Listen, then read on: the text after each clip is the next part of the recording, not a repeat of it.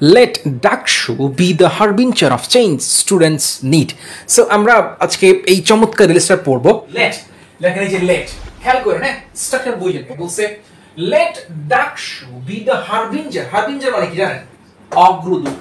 আচ্ছা let দ্বারা কোনো বাক্য যখন শুরু হয় সেখানে কি হয় ধরেন একটা ছোট অংশ লিখি দেখেন let দ্বারা অনুবাদটাকে বোঝে। হ্যাঁ ধরেন বললাম let me explain। হ্যাঁ আচ্ছা এক্সপ্লেইন লিখলাম ধরেন অর্থ কি দাঁড়ালো মানে আমাকে এক্সপ্লেইন বা ব্যাখ্যা করার সুযোগ দাও।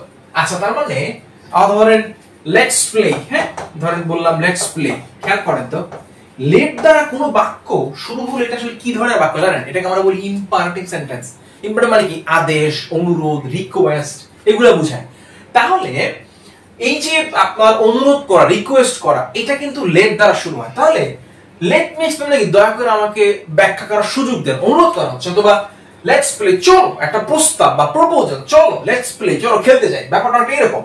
তাহলে এই যে বাক্যটা লেট দ্বারা শুরু হলো খেয়াল করেন এখানে বলছে লেট ডাকসু বি ডাকসুকে হওয়ার সুযোগ দাও কি হবে B the harbinger of change. Harbinger মানে কি অগ্রদূত।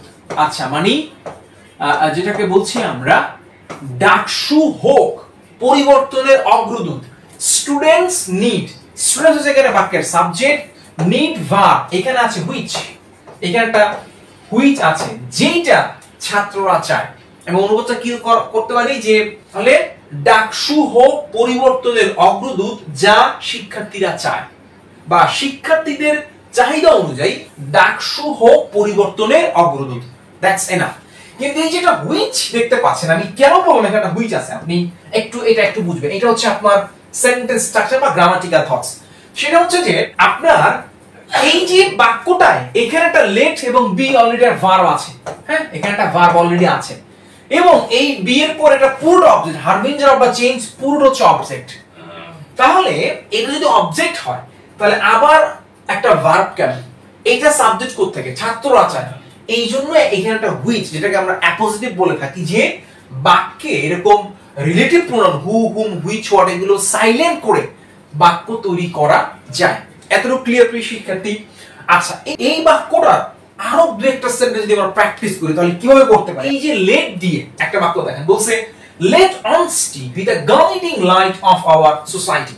খেয়াল করেন লেট অনেস্টি যেটা স্ট্রাকচার ছিল কি ওখানে ছিল লেটের পরে লেট ডাকসু মনে আছে কিনা লেটের পরে ডাকসু ছিল একটা নাউন চিন্তা করেন একটা নাউন বা নাউন ফ্রেজ লিখলাম বা নাউন ধরেন এরপর একটা বি ছিল let DUCSU be the harbinger so একটা বি ছিল এখানে এরপরে প্রিয় শিক্ষার্থী অবজেক্ট ছিল সো ওইটাকে আমরা নিয়ে আসি বাক্যের ফরম্যাটটা বলা হচ্ছে দেখেন লেট অনেস্টি এই যে অনেস্টি একটা নাউন লেটের পরে B the guiding light of our society সততা হোক আমাদের সমাজের পথ প্রদর্শক। এখানে এটাকে আরো বড় করতে পারি হুইচ দ্বারা বললাম যে হুইচ ডিমান্ডস ঠিক আছে হুইচ ডিমান্ডস যেটা চায় হুইচ ডিমান্ডস ধরেন যে পিপল যেটা জনগণ চায় যেটা জনগণ ওই যে হুইচ স্টুডেন্টস নিড সো ওইভাবে চাইলে বাক্যটা বড় করতে পারেন। আচ্ছা এখানে দেখেন বলছে let education be the bridge to brighter future. Let education শিক্ষা হোক be the bridge of bridge to a brighter future মানে কি ব্রিজ মানে সেতু তার মানে শিক্ষা হোক উজ্জ্বল ভবিষ্যতের একটা সেতু বন্ধন brighter future. Let patience be the key to every success. কি বলছে লেট পেশেন্স ধরুন আপনার ধৈর্য বি দ্য কি সেটা হোক একটা চাবিকাঠি টু দ্য এভরি সাকসেস প্রত্যেকটা সাফল্যের একটা চাবিকাঠি হোক কোনটা পেশেন্স। আই থিংক আপনি লেটের ব্যবহারটা শিখছেন লেটের পর একটা নাউন বসে তারপরে বি প্লাস অবজেক্ট বসে আপনি এতটুকু ধরতে পারছেন।